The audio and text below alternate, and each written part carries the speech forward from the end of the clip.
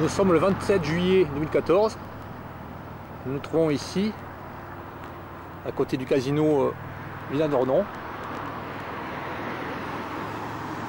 Donc j'étais venu ici il y a un peu plus d'un mois. Ouais, je pense que ça fait un peu plus d'un mois. J'étais venu ici pour filmer à l'endroit de cet échangeur là. Donc ici il y a le prolongement de la route de Toulouse ici là. Donc il y a le pont de la Maille ici là, vers là-bas. Et là, juste derrière ce pont là, il y a le casino, le géant casino, voilà. Donc j'avais filmé le long là. Et je disais que c'était fauché régulièrement, puisqu'on voyait de l'herbe fauchée comme ça, là, de la paille, sur une plaque, une espèce de plaque d'égout là. Donc à l'époque où j'avais filmé là, il y a un peu plus d'un mois, il n'y avait pas eu de fauchage encore. Donc on voit que le fauchage a été réalisé là. Donc on peut voir à quel point c'est débile, puisqu'ici sur le bord de la route là, qu'est-ce qu'il y avait en fait? Ben, il y avait ce qu'il y a dans le pré à côté, la prairie qui n'est pas fauchée là. On va voir ce qu'il y a dans la prairie qui n'est pas fauchée. Voilà, il y avait des fleurs de carottes. Comme ça là, il y avait des fleurs. Voilà, ça ne gênait pas du tout la circulation. Hein. Voilà, des fleurs comme ça là, donc c'était joli. Ça permettait de délimiter la route. Pour le cycliste là, dans l'endroit où il n'y avait pas la route, le fossé. Bon, ensuite là, ça c'est une voie à sens unique pour les voitures là, pour alignement dans ce sens, de là vers là-bas, vers le magasin Feu Vert là, la route de Toulouse. Et là il y a la piste cyclable. Donc c'est complètement débile qu'ils aient réalisé un fauchage ici, ça sert strictement à rien. Voilà. Donc on peut voir à contrario de l'autre côté de la route là où il n'y a pas de fauchage qui a été fait, enfin qui n'a pas encore été fait parce que malheureusement il risque de passer ici. On voit toutes les fleurs qu'il y a. Voilà, toutes ces petites fleurs mauves. En plus c'est des fleurs intéressantes ça, je crois bien. Je sais plus comment ça s'appelle, voilà. Des fleurs messicoles là, qui ne viennent peu communes, voilà. La fleur de carottes, bon. Voilà, toute une végétation, c'est joli. Hein. C'est fleuri là. Naturellement, sans rien faire. Voilà. On voit les zones qui ne sont pas fauchées depuis pas mal de temps parce qu'il y a des genêts. C'est joli. Voilà.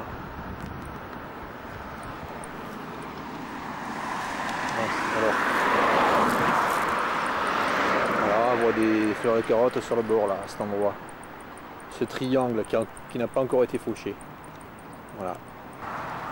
Voilà, retour un petit peu là, vers ce côté, vers là-bas.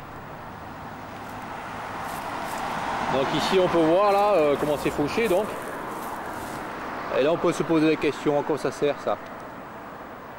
Alors ça c'est une utilité. Ça sert à ce que le côté des routes soit dégagé. On voit très bien que c'est l'extérieur du virage. Ça tient pas à la route de dire ça. Et en plus c'est une piste cyclable ici là. Parce que le cycliste quand il y a de l'herbe qui fait 30 cm sur le côté, il risque de se blesser. Ça change quoi qu'il n'y ait pas d'herbe? C'est encore plus dangereux pour lui. S'il tombe dans le fossé, c'est plus dangereux s'il y a directement de la terre. Plutôt qu'une belle herbe tendre comme ici là. C'est complètement ridicule ce fauchage, c'est inutile. C'est une perte d'argent, de temps, c'est débile. Allez, allons voir plus loin. Parce qu'en fait, ce que je veux montrer, ça se trouve plus loin, un peu là-bas. Voilà. On va y aller là-bas au fond, là. Là. Nous allons aller là-bas. Voilà, nous sommes arrivés. Voilà. Donc ici je viens filmer en fait parce que là à cet endroit j'avais filmé quelque chose de spécial là, il y a un mois. Donc là c'est pour prouver en fait ce que j'avais j'ai bien vu ce qui allait se passer. Mais bon j'avais pas la preuve en fait. Voilà ce que j'avais dit c'est que ici il venait ils venaient faucher là, le bord de la route. Donc ils avaient commencé à faucher uniquement le bord de la route, à peu près 2 mètres au bord, entre 1 et 2 mètres au bord. Et quand ils étaient arrivés ici, là, sur la renouée du Japon, avec la faucheuse, là, ils avaient contourné la renouée du Japon, ils l'avaient bien laissé. Voilà. Donc c'était pas une... c'était pas de ma part une invention. Il laisse bien le renouvelé du Japon bien poussé. Voilà, il laisse bien la renouvelée du Japon bien poussée. Il la garde comme une plante sacrée. Et par contre, toute la prairie naturelle qu'il y a autour, qui comprend de nombreuses fleurs, eh bien, est impitoyablement broyée. Voilà. Donc ça a été fait il y a... Ça a été fait au début du mois de juillet là. Un peu partout ça a été fait fin juin, début juillet, des fauchages ont été faits comme ça le long de la rocade. Voilà. Donc à très nombreux endroits là sur la rocade, ce qu'on voit c'est ça là. La prairie sauvage, naturelle, propice au développement de nombreuses espèces locales, anéanties, broyées. On peut bien imaginer que là, les chenilles qui vivaient sur cette prairie là, on voit quelques petites brins d'arbres qui repoussent, hein, à des graminées, mais ceux qui vivaient sur des plantes là, qui étaient là, les chenilles ne peuvent plus se nourrir. Il faut un certain temps à la végétation repousse. Les chenilles qui vivaient sur, par exemple, le plantain, les chenilles qui vivaient sur les ombellifères, celles qui vivaient sur la potentille, ici, là, qui a repoussé un peu depuis, un mois. Celles qui vivaient sur les centaurées, là j'en vois pas parce qu'elles n'ont pas repoussé, les centaurées. Bah, toutes ces chenilles de papillons diurnes, et d'autres espèces aussi de papillons nocturnes, on peut pas vivre ici, voilà. Et par contre, là, la renouée du Japon, elle est extrêmement évitée. Ils contournent soigneusement les grandes parcelles de renouvelée du Japon, voilà. Voilà, qui font maintenant 2 mètres de hauteur. On pourrait me dire, oui, mais c'est parce qu'ils n'avaient pas les engins pour broyer la renouvelée du Japon. Faux. Jusqu'au printemps, la renouvelée du Japon était petite, était basse. Donc ils auraient pu le faire. Et puis en plus, ils ont des engins pour broyer tout ce qu'ils veulent, hein. C'est extrêmement tendre la renouée du Japon. C'est très tendre comme plante. C'est une plante herbacée qui est très tendre. Voilà. Donc tous les buissons ils sont bien conservés. Voilà. Encore ces buissons de renouée du Japon. Voilà. Et tout le reste est bien détruit. Alors l'oseille là, l'oseille elle repousse. Bon là c'est pas un humide hein, mais bon. Il y a de l'oseille, ça permet au cuivré de vivre, le papillon le cuivré. Pas le cuivré de marée, le cuivré commun, qui est un papillon extrêmement commun, mais qui est vraiment commun finalement. Donc là, ben, il ne peut pas vivre là, parce que là, quand ça a été broyé, ça, l'oseille est devenue toute marron, toute sèche.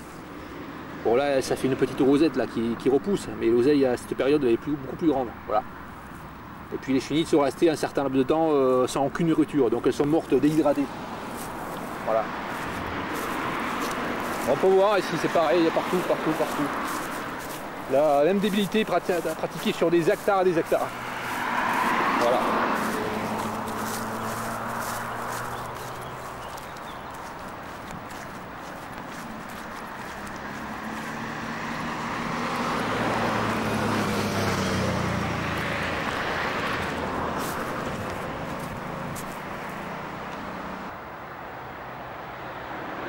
Voilà, à côté du fameux buisson contourné dans le virage là, par les engins de broyage. Ah, le buisson sacré.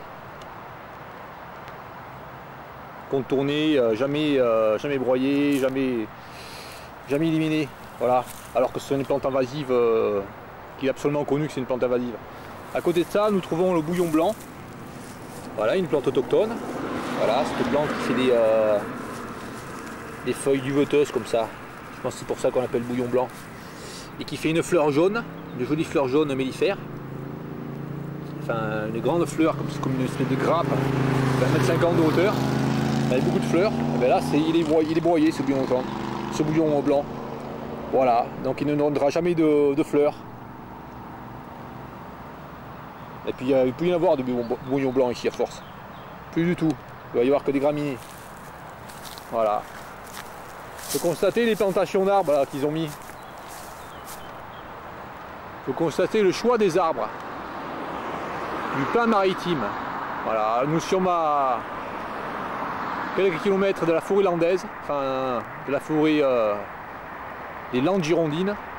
Donc les pins comme ça, il y en a des milliards. C'est pas très judicieux de mettre des pins ici. On parle toujours de la biodiversité, mais c'est débile hein, ce qu'ils ont fait. Voilà. Voilà, nous sommes un peu loin. Nous sommes à 40 mètres là. Maintenant. Alors de ce côté de la route là, il y a une entreprise là, des bureaux. Alors nous allons voir ce que c'est là. Je monte sur la photo là. Alors c'est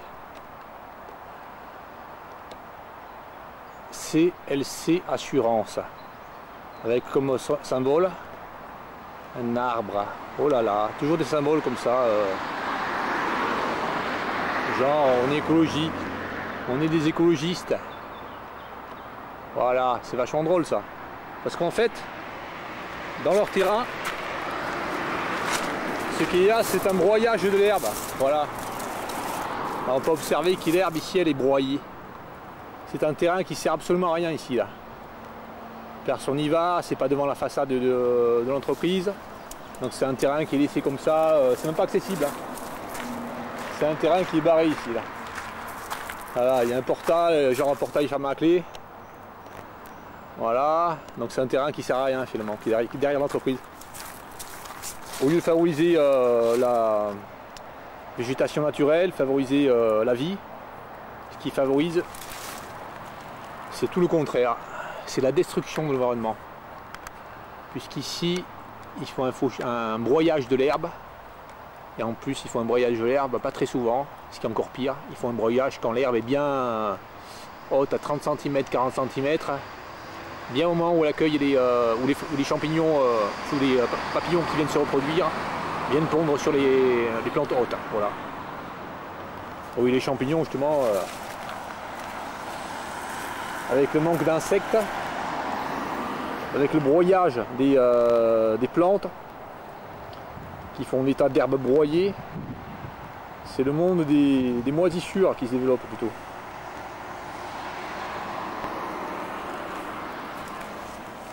Voilà.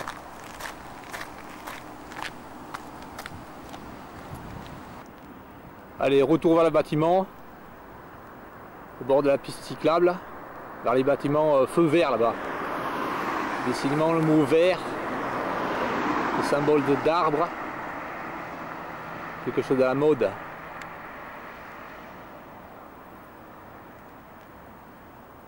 En même temps que tout ce qui est vert justement est effroyablement broyé pour devenir jaune, pour devenir marron, pour devenir beige. Voilà.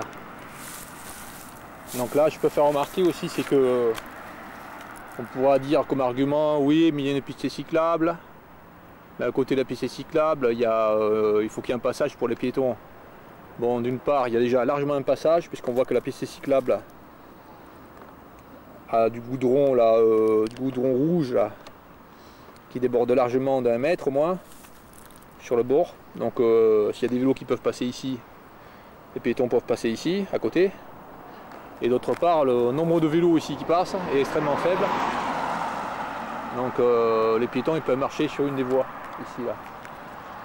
Parce qu'elle est large cette piste cyclable là. Il y a des pistes cyclables qui font seulement cette moitié là. Donc elle est très large là. Vraiment c'est pas obligé de faire une piste cyclable si large. Bon. Voilà. Même là deux vélos peuvent se croiser là. Là sur un passage comme ça là. Ça fait combien? Ça fait 1 mètre au moins, 1 mètre 20. Voilà. Donc on voit tout à fait que le fauchage est vraiment inutile. Et puis le nombre de piétons ici est peu élevé. Bon, c'est vraiment stupide. Voilà. Bon, ça fait plaisir quand même de voir à côté qu'il y a une prairie. Voilà, avec beaucoup de fleurs de carottes sauvages. Voilà.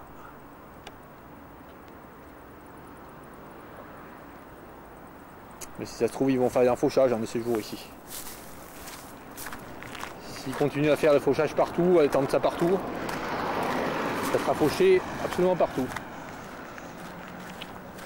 Parce qu'à plein d'endroits comme ça où il y a des vignes, surtout dans le Médoc, je vois ça, à plein d'endroits où il y a des vignes, où il y a des prairies comme ça à côté des vignes, de plusieurs hectares, et bien les hectares de prairies, alors qu'elles ne sont pas utilisées pour le pâturage, elles ne sont pas utilisées pour faire des meules de foin, ben, ces prairies sont broyées avec l'herbe broyée laissée au sol, pour rien, hein, pour rien faire. Là on voit encore là le passage de l'engin là, à quel point il est passé près du sol là. Voilà. Quasiment la lame et les âmes elles sont carrément c'est de la poussière là. Voilà. C'est assez curieux quand même qu'une personne qui vient de faucher ici entreprenne la démarche de broyer à 1 cm du sol. Personne ne se dit, c'est, ou je sais pas, les commanditaires demandent à ce que ça soit broyé à 1 cm du sol. Est-ce que c'est vraiment utile que ça soit broyé, même dans leur optique, même si on suit leur logique de vouloir broyer l'herbe? Est-ce qu'il y a une utilité de que ça soit vraiment si ras? Voilà. Il y a un ratiboisement du bas-côté comme ça à chaque fois. Comme ici, régulièrement. Voilà. Là, ce poteau, on voit un petit reliquat de plantes qui n'ont pas été fauchées, et puis on voit des bourdons à chaque fois sur les fleurs là. Voilà, donc on voit comment c'était là. Voilà, c'est comme autour du poteau à peu près. Du plantain, d'autres plantes là, et des jolies fleurs mauves. Ces jolies fleurs là, je montre la taille qu'elles font. Voilà. Puis là sur le bas côté, beaucoup de carottes sauvages. Voilà, avec des punaiseries dessus. Hein. Toujours. Hein. Voilà. On voit aussi comment il passe sur les bouteilles là, sur les canettes de bière, de soda. On voit comment ils font là, ils passent dessus. Voilà. L'intérêt d'être solide leur engin là. Ils doivent avoir aussi des sacrés frais de remplacement des lames. Voilà, on voit que les bouteilles, les plastiques, tout ça c'est broyé là. Comme ça c'est coupé en de multiples morceaux. Et pour être ramassé c'est extrêmement dur après. Voilà. Moi je préfère l'autre côté, franchement. Pour le vue esthétique, ce sera beaucoup plus joli. Voilà, alors ce côté n'a pas été fait. N'a pas été fait encore. Parce qu'ils peuvent pas être partout. Hein.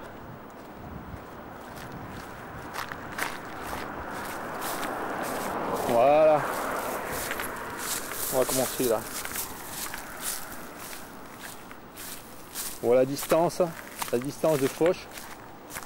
La route, la piste cyclable, presque aussi large que la route. Le bas côté avec du gravier rouge sur 1 mètre, 1m50 à des endroits. Le trottoir qui fait herbeux qui fait 2 mètres, qui a été broyé.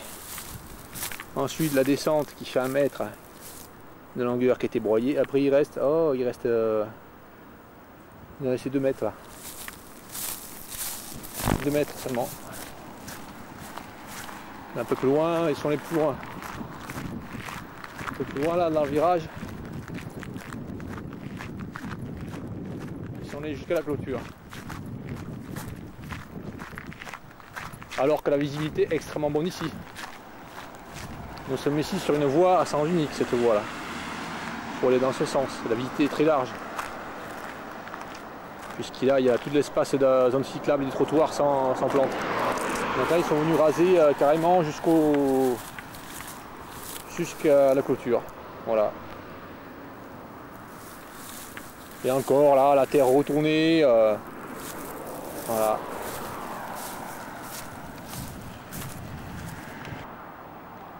Voilà, nous étions dans la virage là. De la bretelle de sortie de la rocade vers la route de Toulouse là. Nous avons le feu vert par là-bas. Donc ici là de ce côté aussi, là, ils ont fait des broyages carrément dans la descente là, jusqu'au fossé, dans le fossé, où on voit de l'herbe pourrie là, qui est entraînée par les orages. Cette herbe pourrie va dans le tuyau, va jusqu'à la Garonne, va jusqu'à la rivière, fait un amas de végétation pourrie, qui pourrit. Donc on voit qu'ici ils ont carrément décidé que de part et d'autre du fossé, ça serait une pelouse. Une pelouse, bon, pas comme une pelouse de golf, mais presque quoi. Voilà.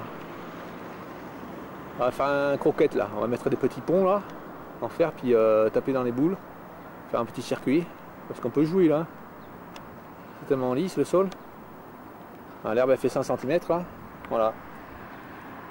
Bon bien sûr pareil, il y a là le bouillon blanc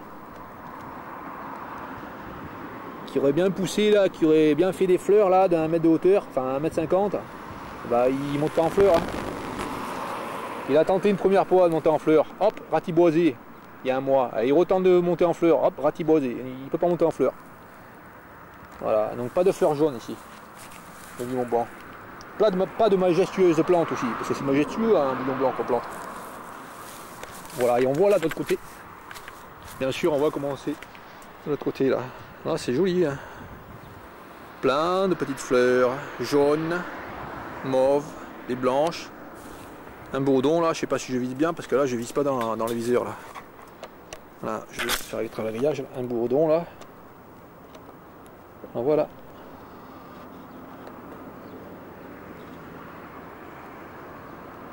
Bon, toujours quelque chose de très riche finalement. Là.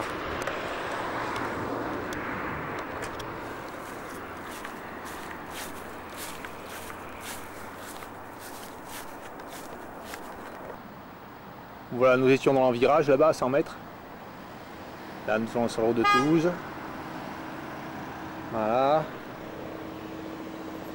Direction Cadeaujac vers là-bas. Donc là, ce qu'on peut voir, hein, c'était pas un oubli la dernière fois. Quand il y a un mois, ils ont tondu ici. On aurait pu m'argumenter que bon, ils avaient laissé la plante là, qu'après ils repasseraient.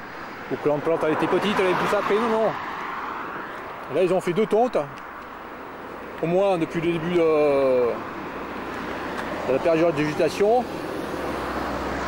Et ils ont bien laissé là cette jeune herbe de la pampa, ils l'ont bien laissé. Elle est pas haute, hein, elle fait 1 mètre, 1,50 m à peine. Voilà. Donc ils sont venus, ils sont acharnés sur la végétation naturelle. Partout sur les triangles autoroutiers, sur les bordures autoroutières là-bas. En contournant absolument tout ce qui est renoué du Japon. Ici nous sommes sortis de l'autoroute là. Disons dans une banlieue. Voilà. Et ici ils s'acharnent sur l'herbe déjà. Ils mettent le sol à nu là, voilà. Parce que ça favorise le sol à nu, je le dis à chaque fois dans la vidéo. Un sol à nu comme ça, mis à nu là, on voit la terre, ça favorise la poussée des plantes qui font de minuscules graines. Et les plantes qui font de minuscules graines, mais on le voit justement à côté là. Voilà. Et les régions du Canada, voilà. Les régions du Canada, il va prendre le relais maintenant ici. Des plantes naturelles. Des plantes autochtones. Voilà. Ici encore, l'argument donné pour le broyage de la végétation sur le bord des routes, c'est de dire que ça gêne les plantes. Mais apparemment, quand ce sont des plantes invasives, ça gêne pas. Voilà. Donc là encore, une herbe de la pampa, voilà, qui a poussé petit à petit là. Quand elle était minuscule, elle faisait 10 cm, elle a très bien pu être coupée, puisque elle est subspontanée, elle n'a pas été plantée. Elle a poussé parce qu'il y a des graines qui sont tombées ici, à force qu'ils fassent des tontes extrêmement rases. Pareil que les régions du Canada. Cette plante, l'herbe de la pampa, fait des minuscules graines là, qui viennent préférentiellement germer sur des sols qui sont à nu comme ça. Donc ils sont venus là. Les graines sont venues, voilà, ça fait de l'herbe de la pampa. Voilà. Et on voit bien qu'une fois que les aires de la pampa sont installées, justement sur le même lieu qu'il y a les régions du Canada, ici là, on voit bien qu'une fois que cette installation est faite, il ne touche surtout pas à cette herbe de la pampa. Et l'herbe de la pampa, parce qu'elle fait des... Elle monte en graines, elle fait des milliers de petites graines là qui sont encore vertes. Hein. C'est-à-dire que si couper l'herbe de la pampa maintenant, ça permettrait d'éviter que les graines se propagent. Voilà, puisque les graines sont vertes. Elles sont, si c'est coupé maintenant, la plante, les graines sont impropres à germer. Mais ils ne le font pas. Ils ne le font pas et là les graines vont sécher. Et quand elles seront sèches, elles vont pouvoir bien s'étendre quand il y aura du vent. Voilà. Encore là, une autre. Et puis toujours encore. Là, ce sont des érigirons du Canada. Voilà, qui poussent en gros paquet là. En gros paquet, puis elles vont bien faire des graines là. Faut bien se répandre partout. Sur les bas-côtés qui ont été bien tondus, bien à ras. Et puis le cycle recommencera. Quand ils verront une petite herbe de la pampa, ils diront oh là là, cette plante, il faut la protéger. C'est une plante, oh là là, une plante ornementale, sacrée. Voilà. Bon, l'autre côté, il est vite réglé, hein, le problème, enfin entre guillemets, de l'herbe, il est vite réglé. Hein. On s'occupe pas trop de la pollution là. Ou de je sais pas quoi là, mais enfin là c'est de la pelouse en plastoc, voilà. Là c'est carrément direct. Un tapis. Voilà, un tapis. Voilà, et je vais filmer un peu plus loin là. Parce que la dernière fois que j'ai fait une vidéo ici, j'avais plus de batterie. Et ma vidéo s'est arrêtée là au niveau de cette herbe de la pampa là. Voilà, au niveau du feu là. Au niveau du stop, du rond-point. Allez, nous allons y aller. Voilà, nous avons fait 30 mètres, nous étions là-bas. Voilà. Nous arrivons sur le parking du géant. Vinal d'Ornon. Donc ici c'est la route, l'ancienne route du parking, qui a été condamnée là-bas. Ils ont modifié les entrées sur le parking, ils ont modifié tout ça là. Donc ce qui fait que cette route elle est condamnée, elle ne sert plus. Et comme elle est condamnée, ils font pas enfin ce qu'ils appellent l'entretien, ils font rien sur le bord de la route là. Voilà. Donc on voit qu'en fait quand ils font rien c'est extrêmement intéressant, voilà. Voilà. Voilà aussi là. Là c'est quand l'homme blanc, c'est quand le visage pâle là, destructeur, n'est pas venu. Voilà, j'ai pas cherché longtemps, hein, je me baisse devant moi là. Mais il n'y a pas qu'un baudon, très souvent on voit là. Là, un peu plus loin. Voilà, je choisis pas l'endroit en 2 heures. Hein. Voilà. Je marche un peu, je vois des insectes là. Je marche un peu là, notre bourdon. Bon, ça c'est pas possible d'ailleurs, hein. Tout est broyé. Voilà, puis là les carottes sauvages elles restent là. Ça fleurit très longtemps les carottes sauvages. Voilà. Et puis aussi des coccinelles qui vont dessus. Voilà.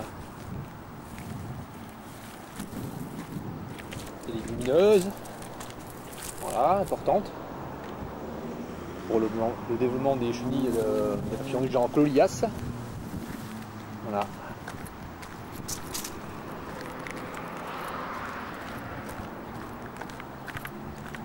Voilà une guêpe, une petite guêpe là.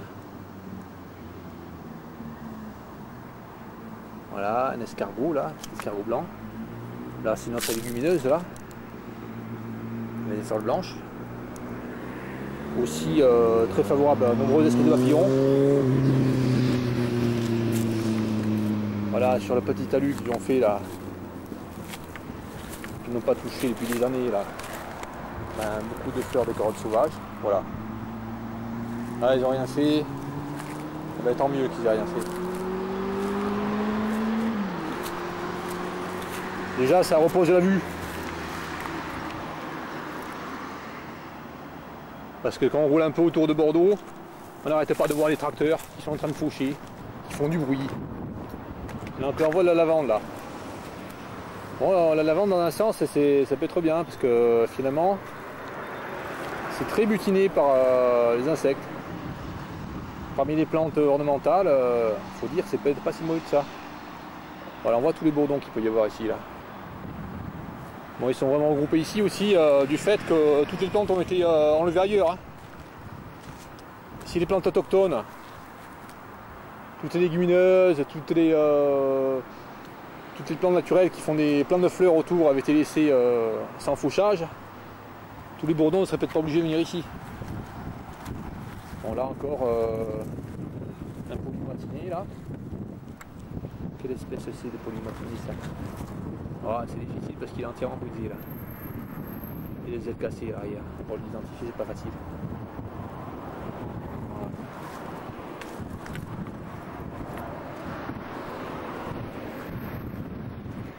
Voilà. Bon, ça nous l'avons vu la dernière fois. Des espèces de bâches plastoc là. Avec le plastoc qui se déhite. Là, une espèce de nylon, je sais pas ce que c'est. Une carte plastique là. Entre les lames de plastoc qui pourrissent.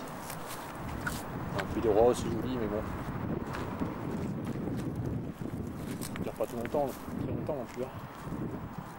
Voilà, et là, ce que l'on voit, là c'est une herbe de la pampa. Voilà, à côté d'un stop. Voilà. Et l'herbe de la pampa, ici, à côté de ce stop là, on voit la hauteur, à 3 mètres, elle fait. Hein.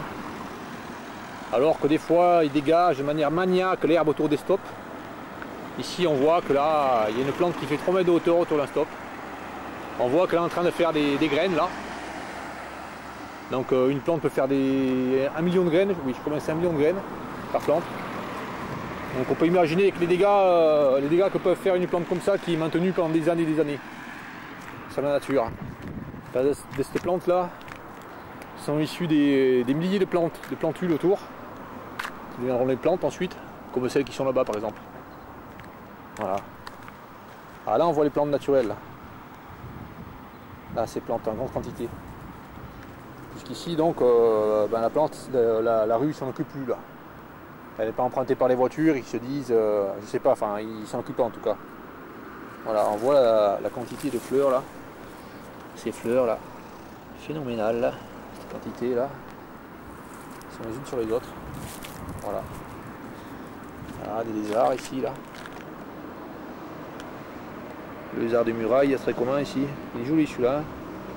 15 cm. Ouais, presque 20 cm, il est joli. Voilà.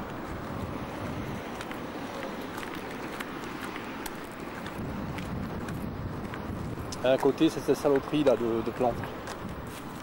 Voilà, qui mettent un peu partout là. Devant les magasins, voilà. Non, cette plante, cette espèce de saloperie là, ça fait pas de fleurs. Ou pas tellement quoi. Ça fait des petits fruits mais ça fait pas vraiment des fleurs importantes. Voilà, puis ça recouvre tout là. Ça finit par recouvrir. C'est une plante qui qui rampe un peu là, qui s'étale partout. Et ça recouvre tout. Plus rien ne pousse, rien, ça, il n'y a que ça. Ça étouffe toute autre plante autochtone. Voilà.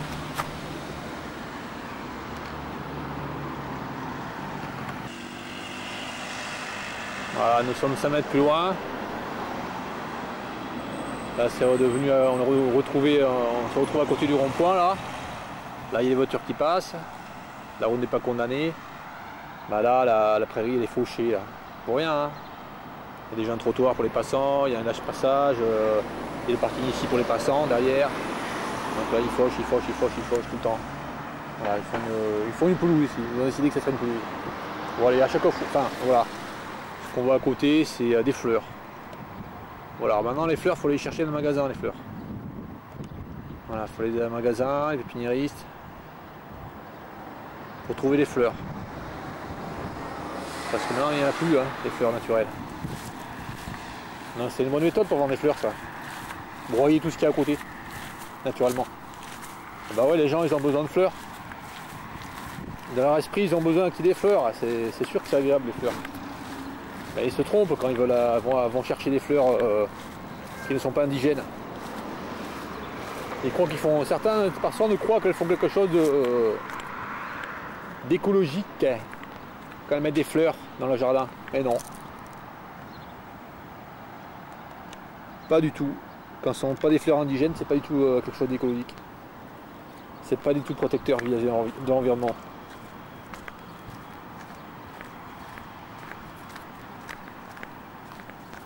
Voilà.